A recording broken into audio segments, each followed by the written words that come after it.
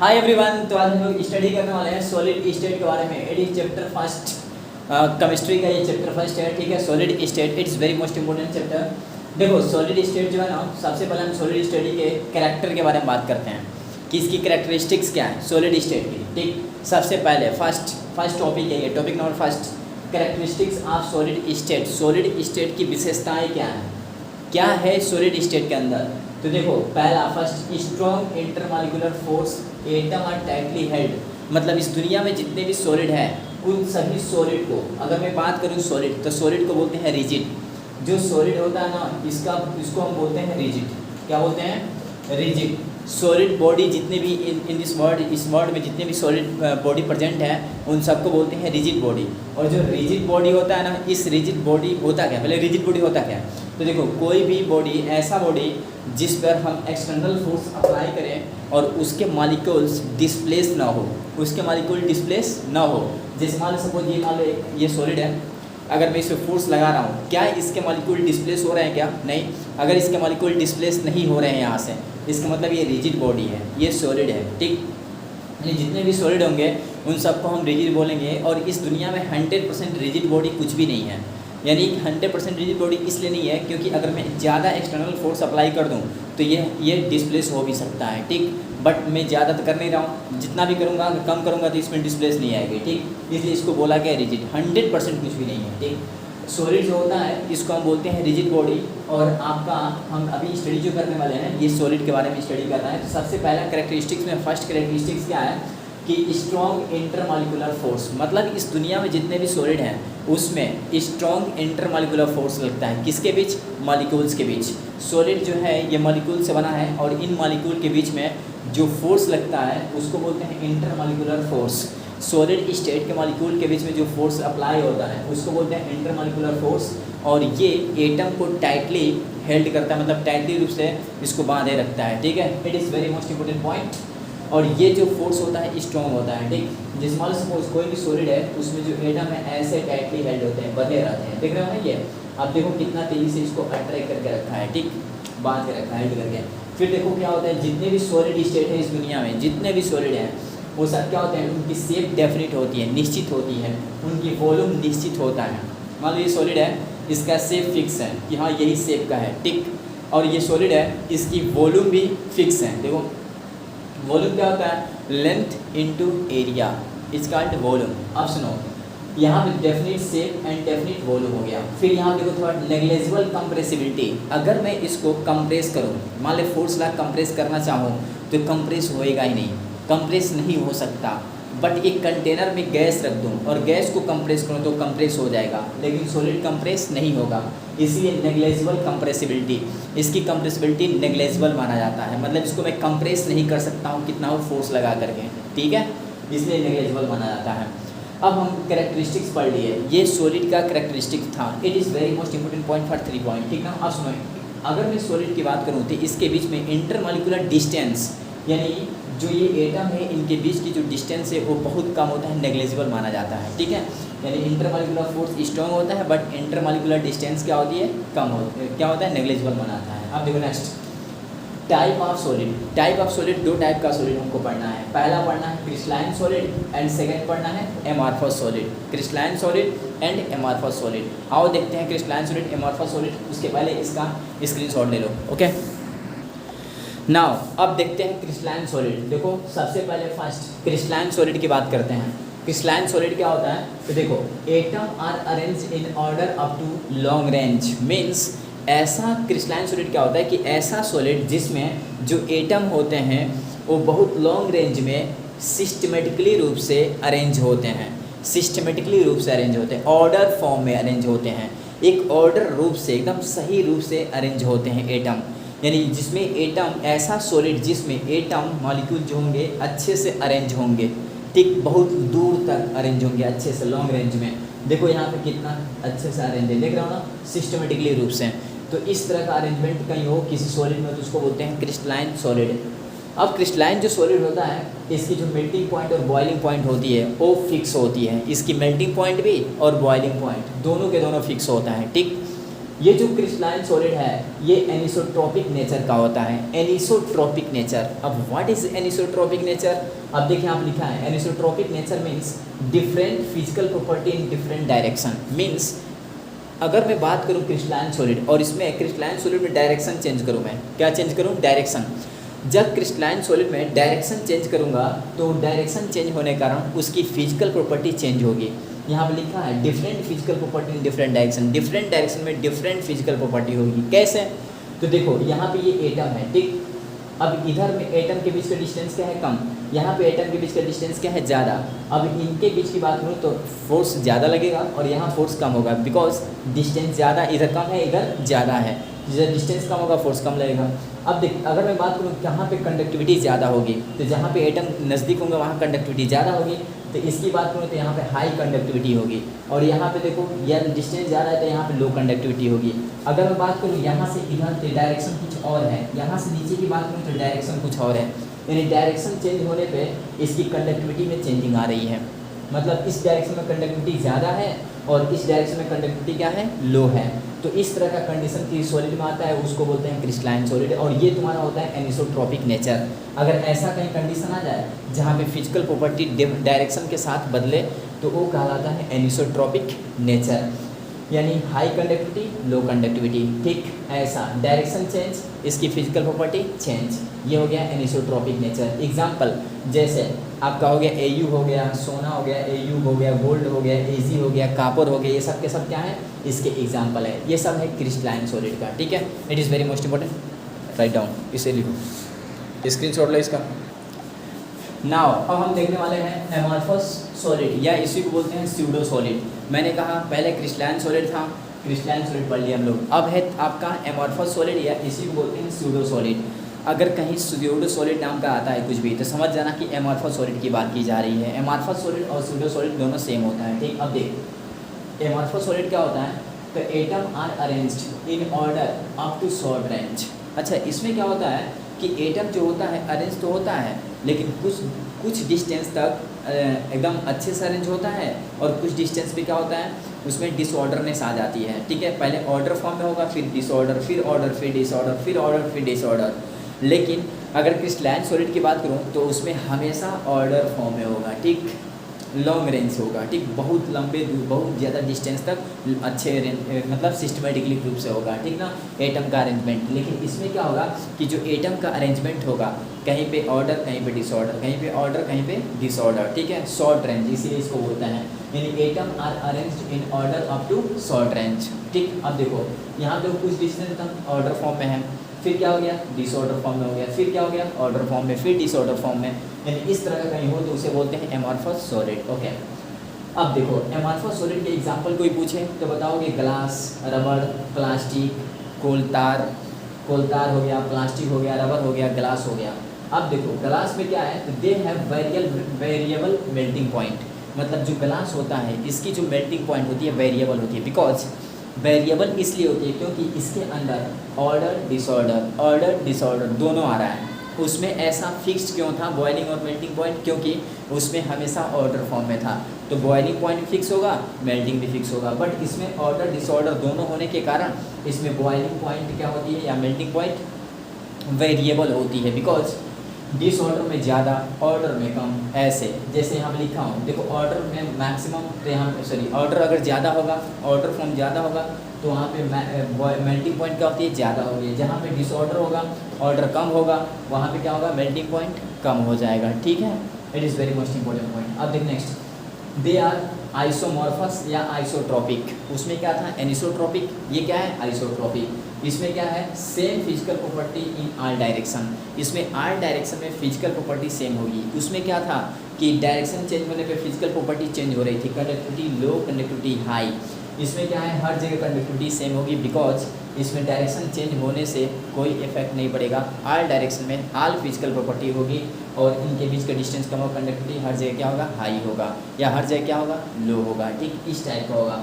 इसमें क्या होगा it is super cold liquid, इसे हम सुपर कोल्ड लिक्विड बोलते हैं। कोई पूछे सुपर कोल्ड लिक्विड क्या होता है, बट इसे समझो, ये जो ग्लास होता है ना, तो ये जो घरों की खिड़कियाँ होती हैं, खिड़कियों में ग्लास लगे होते हैं, ठीक है ना, ग्लास बहुत खिड़कियों में लगे होते हैं, ग्लास सबके नहीं किसी किसी के, ठीक है, ग्लास लगे होते हैं। अगर उसको लगा करके छोड़ दें हम कितना 5 ईयर 6 ईयर, उसके बाद हम देखें तो होता क्या है कि मान लो थिकनेस ऐसे लगा है, अगर सब जगह थिकनेस सेम है, मान लो थिकनेस है 5 mm, ऊपर भी 5 mm बोल रहा हूँ मैं, चल 10 mm ले लें और नीचे भी तुम्हारा 10 mm।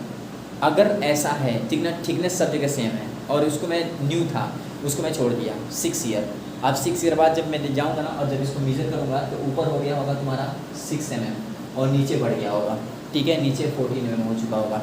मतलब मीन्स ऊपर जो ग्लास होगा वो क्या होगा, पतला हो गया होगा और नीचे क्या होगा, मोटा, यानी ऊपर से नीचे ग्लास फ्लो हुआ है, यानी लिक्विड होने के बावजूद भी उसके अंदर फ्लो का प्रॉपर्टी आ चुका है। तो जिसके अंदर फ्लुएंसी की प्रॉपर्टी आ जाए, फ्लो होने का प्रॉपर्टी आ जाए मेन सॉलिड होने के बावजूद भी, तो वो तुम्हारा क्या होता है, सुपर कोल्ड लिक्विड कहलाता है। उसे हम बोलते हैं सुपर कोल्ड लिक्विड, यानी सॉलिड भी है और सॉलिड होने के बाद भी उसके अंदर फ्लो होने का प्रॉपर्टी है। जबकि फ्लो होने की प्रॉपर्टी लिक्विड में होता है और गैस में होता है, और लिक्विड और गैस में फ्लो होने की प्रॉपर्टी के कारण हम इसे बोलते हैं फ्लूइड। क्या बोलते हैं, फ्लूइड बोलते हैं। और फ्लूइड होता क्या है, जिसके अंदर फ्लो होने की प्रॉपर्टी हो, और गैस के अंदर फ्लो होने की प्रॉपर्टी होती है और लिक्विड के होती है, सॉलिड में तो होता नहीं है। बट जिस सॉलिड में ऐसा होता है उसको हम बोलते हैं super cold liquid. It is very very most important point for this, ठीक है, कोई आप समझ चुके होंगे ऐसा मुझे लग रहा है, उम्मीद आई हो, ठीक। चलो इसका स्क्रीनशॉट ले लो, नेक्स्ट आगे बताता हूँ।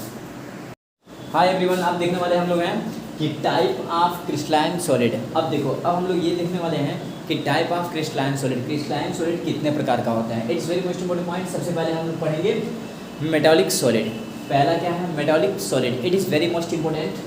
देखो, अगर मैं मेटालिक सॉलिड की बात करूँ तो क्या होता है, तो it is a solid which form metallic bond. मतलब ऐसा सॉलिड जिसके बीच में मेटालिक बॉन्ड होता है, यानी जिस सॉलिड के बीच में मेटालिक बॉन्ड हो वो मेटालिक सॉलिड होगा। अच्छा, वो मेटालिक सॉलिड 100% वो मेटालिक सॉलिड होगा। अब मेटालिक सॉलिड क्या होता है, तो जिसके बीच में मेटालिक बॉन्ड होता है मेटालिक सॉलिड होता है। इसका मतलब मेटालिक बॉन्ड क्या होता है, तो देखो मेटालिक बॉन्ड यहाँ पे क्या लिखा हूँ, मेटालिक बॉन्ड में क्या है, इट इज़ स्ट्रॉन्ग बॉन्ड। यह एक स्ट्रॉन्ग बॉन्ड होता है इन विच इलेक्ट्रोस्टैटिक अट्रैक्शन बिटवीन कर्नल और इलेक्ट्रॉन्स। यह एक स्ट्रॉन्ग बॉन्ड होता है जिसमें कोर और कर्नल के बीच में इलेक्ट्रोस्टैटिक फोर्स अप्लाई होता है, इलेक्ट्रोस्टैटिक फोर्स लगता है। अब यहाँ हम ये देखेंगे कि कर्नल क्या है और कोर क्या है, जिसके बीच में इलेक्ट्रोस्टैटिक फोर्स अप्लाई हो रहा है। अब सबसे पहले हम बात करते हैं, मान लो सपोज एग्जांपल ले रहा हूँ, कोई सोडियम मेटल ले लिया, मान लो मैं सोडियम लिया, sodium, what is sodium, it is metal. यह एक मेटल है। अगर ये मेटल है तो इसका इलेक्ट्रॉनिक कन्फिग्रेशन होता होगा। अगर इलेक्ट्रॉनिक कन्फिग्रेशन होता होगा तो क्या होता होगा, तो 1s2 2s2 2p6 3s1, ये इसका इलेक्ट्रॉनिक कन्फिग्रेशन है। 3s1 में जो ऊपर दिखाई दे रहा है इसको बोलते हैं लास्ट इलेक्ट्रॉन्स। ये आपका लास्ट इलेक्ट्रॉन, इसको बोलते हैं वैलेंस सेल इलेक्ट्रॉन्स। और वैलेंस सेल इलेक्ट्रॉन जो होता है इसी को हम बोलते हैं फ्री इलेक्ट्रॉन्स। यानी what is free electrons, the last electron present in the electron present in outer most shell. Outer most shell में जो इलेक्ट्रॉन प्रेजेंट होता है उसे बोलते हैं फ्री इलेक्ट्रॉन्स या valence shell electrons. It is very most important point. अब सुनो, ये देखो, अगर इसको देखोगे तो ये क्या है, लास्ट सेल है, ठीक है, और इसमें प्रेजेंट जो इलेक्ट्रॉन्स है इसीलिए इस इलेक्ट्रॉन्स को हम बोलते हैं फ्री इलेक्ट्रॉन्स। अब बात करते हैं, अगर मैं इसको देखूँ तो फर्स्ट सेल में 2 इलेक्ट्रॉन, सेकंड में कितने 8 इलेक्ट्रॉन, थर्ड में कितना 1 इलेक्ट्रॉन्स। सोडियम जो है इसमें आउटर मोस्ट में 1 इलेक्ट्रॉन प्रेजेंट है और ये आसानी से दे सकता है। और ये देगा क्यों, इसलिए देगा क्योंकि जैसे इस इलेक्ट्रॉन को दे देगा इसके लास्ट में 8 इलेक्ट्रॉन बचेंगे, और जिस एटम के लास्ट में 8 इलेक्ट्रॉन बचे, 18 इलेक्ट्रॉन्स बचे, वो सब फ्री हो जाते हैं, वो सब अब अनरिएक्टिव हो जाते हैं, रिएक्शन नहीं करना चाहते हैं, फ्रीडम हो जाते हैं, सब स्वतंत्र हो जाते हैं। और स्वतंत्र करने के लिए अपने आप को स्टेबल हो जाते हैं, और उसके स्टेबिलिटी अपने अंदर लाने के लिए 1 इलेक्ट्रॉन्स को देना चाहेगा ये। यानी सोडियम के लास्ट में 1 इलेक्ट्रॉन से इसको डोनेट करना चाहेगा। जैसे इस इलेक्ट्रॉन को ये डोनेट करेगा, इसके मतलब इसमें से 1 इलेक्ट्रॉन चला गया तो इसके ऊपर एक पॉजिटिव चार्ज आ जाएगा।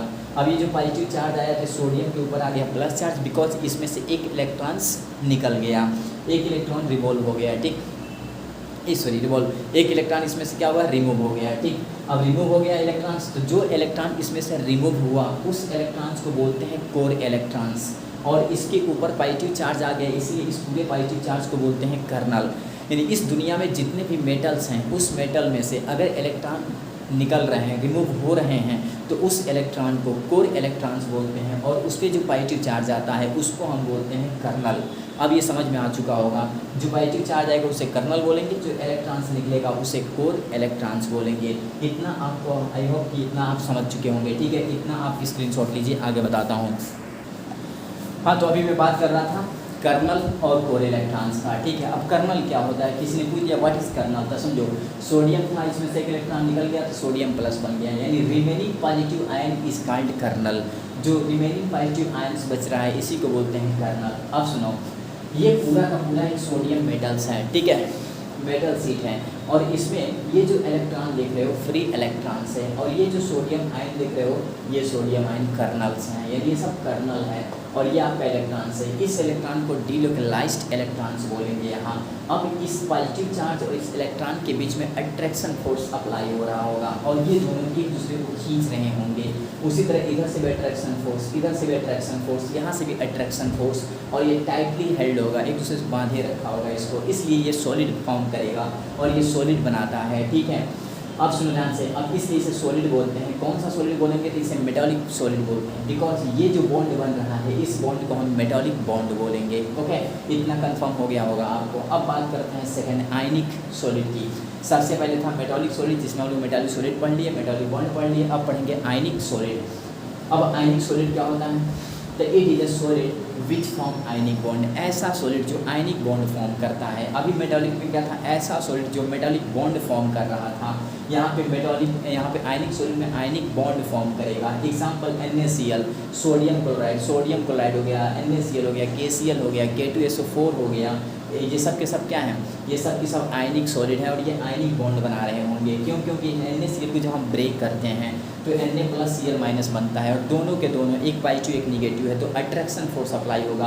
और कौन सा अट्रैक्शन फोर्स अप्लाई होगा, इलेक्ट्रोस्टैटिक फोर्स अप्लाई होगा, और ये दोनों एक दूसरे को अट्रैक्ट कर रहे होंगे। जब ये अट्रैक्ट करेंगे तो सिंपल फंडा है कि इसके बीच में कौन सा बॉन्ड होगा, तो आयनिक बॉन्ड होगा। It is very most important for this, इसे यार नोट करो। अब नेक्स्ट क्या है आपका, इसी में आयनिक बॉन्ड जो होता है इट इज़ स्ट्रॉन्ग बॉन्ड होता है। आयनिक बॉन्ड स्ट्रॉन्ग होता है, मेल्टिंग बॉइलिंग पॉइंट इसकी हाई होती है। It is electrostatic attraction force between cation and anion, cation ion के बीच में इलेक्ट्रोस्टैटिक फोर्स अट्रैक्शन होता है, ठीक। इसमें क्या होगा, नेक्स्ट सी। अब क्या है, हम लोग पढ़ने वाले हैं कोवैलेंट सॉलिड। पहला था मेटालिक सॉलिड, सेकेंड था आयनिक सॉलिड, थर्ड क्या है, covalent solid. It is very most important solid क्या है, it is a solid which form covalent bond. यह एक ऐसा सॉलिड है जो कोवैलेंट बॉन्ड फॉर्म करता है। एग्जाम्पल की बात करूँ तो ग्रेफाइट हो गया, डायमंड हो गया, आपका SiC सिलिका कार्बाइड हो गया, ये सब के सब तुम्हारा कोवैलेंट सॉलिड का एग्जाम्पल है। अगर ये कोवैलेंट सॉलिड का एग्जाम्पल है तो कोवैलेंट सॉलिड में तुम्हारा क्या बनता है, नेटवर्क बनता है। जैसे ग्रेफाइट है, इसमें कार्बन के बीच में देखो नेटवर्क बन रहा है, इसीलिए इसका दूसरा नाम नेटवर्क सॉलिड भी है। इसी को बहुत लोग बोलते हैं नेटवर्क सॉलिड। क्या बोलते हैं, तो इसे बोलते हैं नेटवर्क सॉलिड। मैंने क्या बोला, मैंने बोला जो कोवैलेंट सॉलिड है इसे बहुत लोग नेटवर्क सॉलिड बोलते हैं, बिकॉज ऑफ, अगर ग्रेफाइट की बात करूँ, इसमें कार्बन के बीच में बहुत सारा बड़ा स्ट्रक्चर बनता है जिसमें नेटवर्किंग होती है कार्बन के बीच में, इसलिए इसे नेटवर्क सॉलिड बोलते हैं। इसकी मेल्टिंग और बॉइलिंग पॉइंट क्या होती है, हाई होती है। सिमिलरली सिलिका कार्बाइड जो होता है इसके अंदर भी नेटवर्क बनता है, और इसके अंदर भी मेल्टिंग बॉइलिंग पॉइंट क्या होती है, हाई होती है। और सब के सब इसके एग्जाम्पल्स कोवैलेंट का है, और कोवैलेंट सॉलिड जो होता है कोवैलेंट बॉन्ड फॉर्म करता है। इतना आप नोट आउट करिए, it is very most important point. Next आगे देखो, नेक्स्ट बात करते हैं मॉलिक्यूलर सॉलिड। ये लास्ट सॉलिड है, ठीक है, 4 ही होते हैं इसके। अब मॉलिक्यूलर सॉलिड क्या होता है, तो it is a solid which form van der Waals forces and hydrogen bonding, ठीक है। अब देखो मॉलिक्यूलर सॉलिड में क्या है, तो सबसे पहले मेटालिक सॉलिड था, मेटालिक सॉलिड के बाद आयनिक सॉलिड था, आयनिक के बाद कोवैलेंट था, अब क्या है मॉलिक्यूलर सॉलिड है। It is very most important point. Molecular solid क्या होता है, तो it is a solid which form van der Waals forces and hydrogen bonding. ऐसा सॉलिड जिसमें van der Waals force apply हो रहा हो और हाइड्रोजन बॉन्डिंग उसमें फॉर्म कर रहा हो, ठीक। जैसे अगर मैं एग्जाम्पल्स की बात करूँ तो आपका H2O वाटर्स, H2O की बात करूँ तो H2O आइस हो गया, बर्फ़ का नाम सुने हो गया आप, H2O आइस। अब H2O आइस क्या होता है, एक सॉलिड होता है, बट H2O आइस, H2O तो मैं 3 तरह से जानता हूँ। एक H2O लिक्विड होता है, H2O गैस होता है, H2O सॉलिड होता है। H2O सॉलिड को आइस बोलते हैं, H2O गैस को हम वेपर बोलते हैं, और H2O लिक्विड हम जो पीते हैं, ठीक। अब देखो एक आर्गन सॉलिड होता है, आर्गन सॉलिड, एक CO2 सॉलिड हो गया, CO2 सॉलिड जानती होगी, ड्राई आइस इसका नाम होता है। जो CO2 सॉलिड होता है उसे अपन ड्राई आइस बोलते हैं। CO2 गैस को कार्बन डाइऑक्साइड गैस बोलते हैं, बट यहाँ हम बात करते हैं सॉलिड की, इसलिए यहाँ CO2 सॉलिड कंसिडर करेंगे। H3BO3 की बात करूँ तो इसे बोरिक एसिड बोलेंगे, ठीक ना, ये भी तुम्हारा सॉलिड होता है। P4 की बात करूँ तो P4 सॉलिड, P4 जो होता है इसे हम फास्फोरस बोलते हैं। फास्फोरस रेड फास्फोरस होता है, ब्लैक फास्फोरस होता है, वाइट फास्फोरस होता है, जो आप आगे स्टडी करने वाले हो, ठीक है। अब ये देखो P4 सॉलिड की बात कर रहा हूँ यहाँ पे। I2 सॉलिड हो गया आपका, आयोडीन जो होता है, आयोडीन सॉलिड की बात करूँगा यहाँ पे। ये सब इसके एग्जाम्पल्स है। It is very very most important example for this. Example इसमें से कोई भी बोर्ड में आ सकता है। तो ये रहा आपका मॉलिक्यूलर सॉलिड, ठीक है, इसमें हाइड्रोजन बॉन्डिंग फॉर्म होता है, ठीक। अब सुनो, और वन डर फोर्स। अभी मैंने पढ़ाया क्या क्या, सॉलिड स्टेट कैरेक्टरिस्टिक्स पढ़ाया। कैरेक्टरिस्टिक्स पढ़ाने के बाद उसके बाद से मैंने पढ़ाया type of solid state, crystalline solid, amorphous solid, दोनों का पूरा बता दिया डिटेल्स। उसके बाद से आपका पढ़ाया मैंने टाइप ऑफ क्रिस्टलाइन सॉलिड, इसमें पढ़ाया मैंने 4, metallic, ionic, covalent and molecular. ये था लेक्चर फर्स्ट केमिस्ट्री का। अब लेक्चर सेकंड कल के लिए, it is very most important. चलिए आप देखिए, अच्छे से स्टडी करिए और प्रैक्टिस करिए और उसको अच्छे से रिवाइज़ करिए। आई होप आप ऐसा करेंगे, ठीक है। मैं आशा करता हूँ कि आप ऐसा करेंगे, ऐसा करना चाहिए भी, ठीक है। नहीं करेंगे तो नो इफेक्ट, आप जानें, ठीक है। It is very most important, write down.